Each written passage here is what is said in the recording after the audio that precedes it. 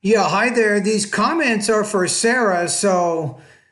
In your situation, you've taken the TOEFL exam 3 times. You need to get 25 or above in each section.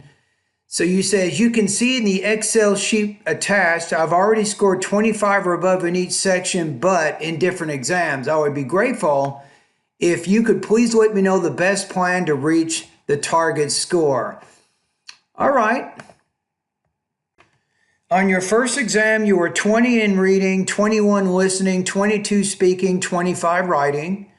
Your second exam, 21 reading, 27 listening, 28 speaking, and 25 writing. Wow, boy, was that very strong. And you got the last exam, 26 reading, 26 listening, 23 speaking, and 25 writing. So I think speaking, there's no such thing as a 25, so I think it's 26 is the goal you're looking for. So the question is, what do you do?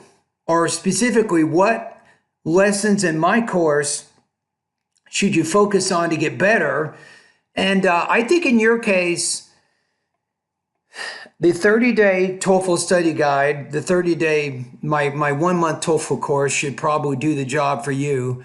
And I would recommend, as you're going through the lessons in my 1-month TOEFL course, I would emphasize a lot on the speaking and the writing areas, and make sure you're sending me speaking and writing feedback each week. I would say maybe 4 or 5 speaking practice tests each week you send me, and then also 3 or 4 writing practice tests that you send.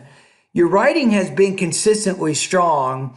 Your speaking has been a little bit inconsistent. So that's my recommendation. My 1-month TOEFL course is the best course for you.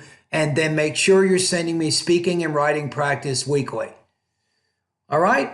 Thank you. And by the way, I will put a link to my 1-month TOEFL course in the email that I'm sending you right now.